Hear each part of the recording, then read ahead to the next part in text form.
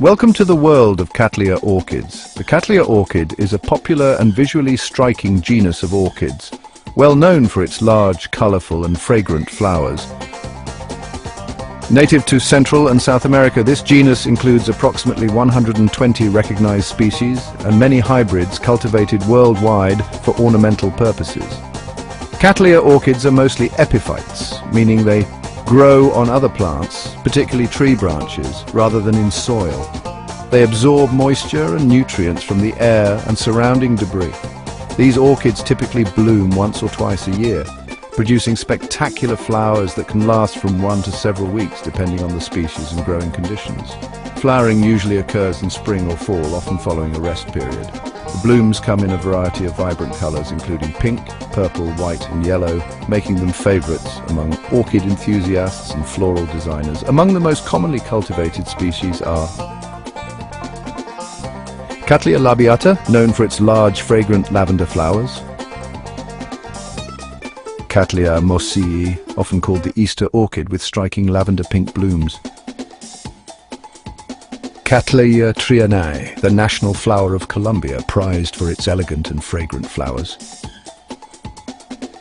Cattleya maxima, known for its tall growth and multiple blooms per spike. These species, along with numerous hybrids, are widely grown both by hobbyists and commercially due to their beauty and relatively manageable care needs.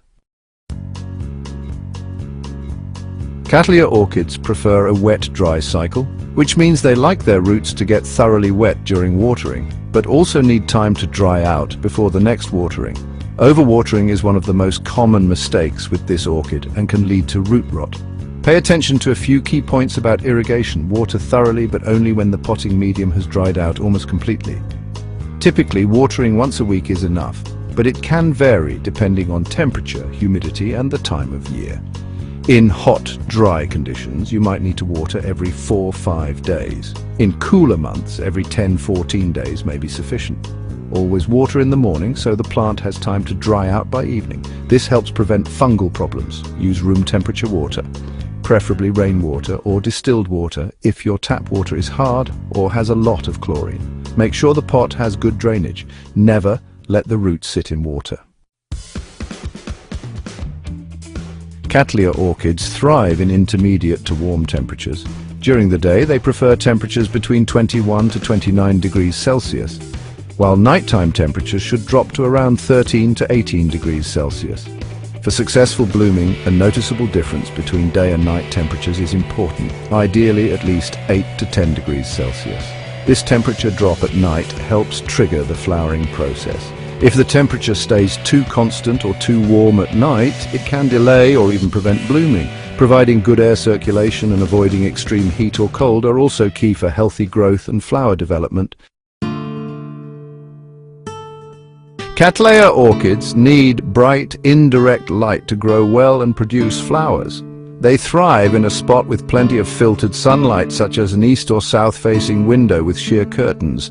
Too little light results in weak growth and poor or no blooming. For successful flowering, they require around 2,000 to 3,000 foot candles of light. A good sign that your Cattleya is getting enough light is if its leaves are a light to medium green. Dark green leaves usually mean not enough light, while yellowish leaves may indicate too much. If growing indoors, placing the plant near a bright window or under a grow light for 12-14 hours a day can help ensure proper blooming conditions. Cattleya orchids grow best in a loose, well-draining medium that allows air to reach the roots and dries out between waterings. A recommended mix consists of medium-grade fir bark as the main component, combined with some charcoal to absorb impurities and perlite to improve drainage and airflow. This type of potting mix closely mimics their natural growing conditions on trees and helps prevent root rot. Regular potting soil should be avoided as it holds too much moisture. Repotting is usually needed every 2 to 3 years when the mix starts to break down. Cattleya orchids prefer moderate to high humidity, ideally between 50% and 70%. Maintaining proper humidity is important for healthy growth, especially in drier indoor environments. Here are some tips to manage humidity for Cattleyas. In dry climates or during winter, you can use a humidity tray filled with water and pebbles under the pot. Just make sure the pot itself isn't sitting in water. Regular misting in the morning can help increase humidity, but avoid misting late in the day to prevent fungal issues. Using a humidifier near your plants is an effective and reliable way to maintain stable humidity levels. Good air circulation is essential, especially in high humidity, to prevent mold and rot. Cattleyas can tolerate short periods of lower humidity, but long-term dryness can lead to shriveled pseudobulbs and fewer blooms. Cattleya orchids benefit from regular, balanced feeding to support healthy growth and blooming. A balanced orchid fertilizer, such as 20-20-20 NPK or one specifically labeled for orchids, works well. Here are some fertilizer guidelines. Fertilize every 2 weeks during the active growing season. In winter or during the rest period, reduce feeding to once a month or stop altogether if the plant isn't actively growing. Use the fertilizer at half or quarter strength to avoid overfeeding, which can damage roots.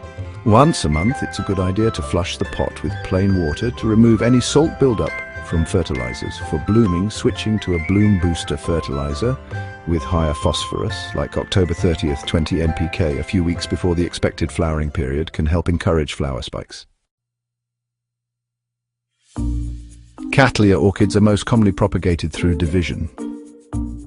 This method involves separating a mature plant into 2 or more sections, each with at least 3 to 4 healthy pseudobulbs and a portion of the root system. Division is usually done during repotting, typically every 2 to 3 years, when the plant outgrows its pot or the medium breaks down. Another, less common method is meristem or tissue culture, which is used commercially to produce large numbers of identical plants. This method requires laboratory conditions and is not practical for home growers. Cattleyas do not produce offshoots or keikis like some other orchids, so vegetative propagation is limited mostly to division. Seed propagation is possible but extremely slow and requires sterile lab conditions, as orchid seeds lack stored nutrients and need a special fungus or growth medium to germinate. So for most hobby growers, division is the easiest and most effective way to propagate Cattleya orchids. Cattleya orchids, while relatively hardy, can be affected by several common diseases and disorders, especially if growing conditions are not ideal. One of the most frequent issues is root rot caused by overwatering or poor drainage, leading to mushy, blackened roots and a decline in overall plant health. Leaf spots and fungal infections such as black rot or anthracnose can develop in conditions of high humidity and poor air circulation. These usually appear as dark, sunken spots on the leaves or pseudobulbs. Bacterial infections like bacterial soft rot can also occur, often starting as wet, foul-smelling patches on leaves. If not treated early, it can spread rapidly and destroy the plant. Insects such as scale, spider mites, aphids and mealybugs can infest Cattleyas, feeding on plant sap and weakening the plant. Regular inspection and treatment with insecticidal soap or neem oil can help control pests.